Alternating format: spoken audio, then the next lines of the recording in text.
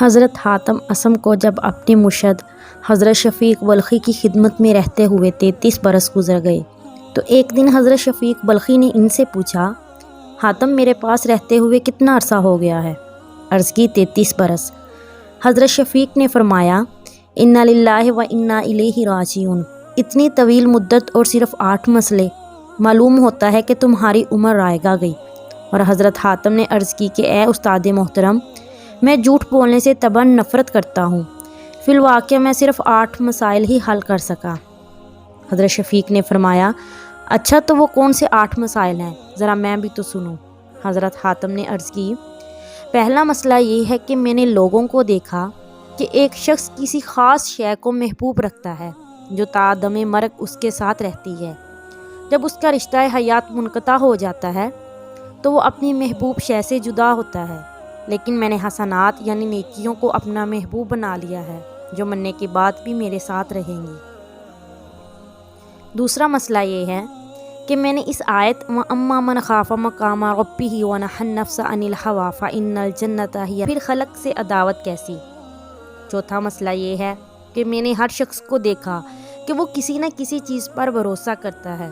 کوئی مال پر بھروسہ کرتا ہے، کوئی زمین پر، کوئی تجارت پر، کوئی ہنر پر، کوئی صحت بدنی پر، لیکن جب میں نے اللہ تعالیٰ کا کلام دیکھا تو اس میں یہ پایا، وَمَن يَتَوَكَّلْ عَلَى اللَّهِ فَهُوَ حَسْبُهُ، جو اللہ تعالیٰ پر بھروسہ کرتا ہے اللہ تعالیٰ اس کے لیے کافی ہے۔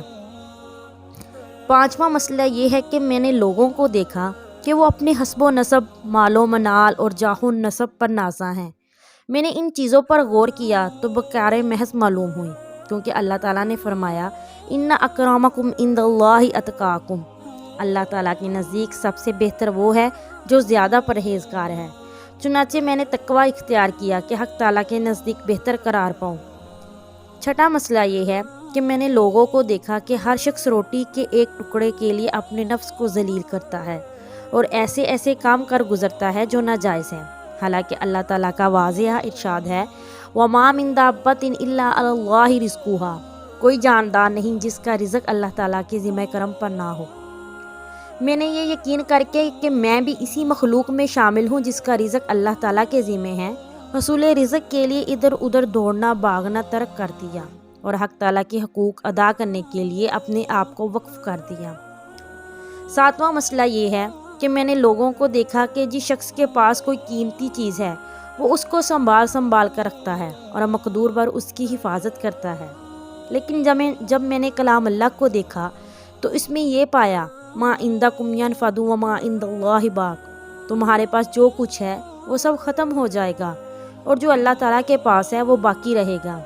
بس اپنی دانست میں جس چیز کو میں نے قیمتی پایا اس کو اللہ تعالیٰ کی طرف پھیر دیا تاکہ اس کے پاس موجود رہے۔ آٹھواں مسئلہ یہ ہے کہ میں نے لوگوں کو دیکھا کہ وہ زمین پر فساد برپا کرتے ہیں اور ایک دوسرے کا گلا کاٹتے ہیں۔ میں نے کلام الہی کی طرف رجوع کیا تو اس میں یہ پایا، ان الشیطان لکم عدو فاتخذوہ عدوا انما یدعو حزبہ لیکونوا من اصحاب السعیر، شیطان تمہارا دشمن ہے، اس کو دشمن سمجھو، وہ اپنے گروہ کو اس کی طرف بلاتا ہے تاکہ دوزخی ہو جائے۔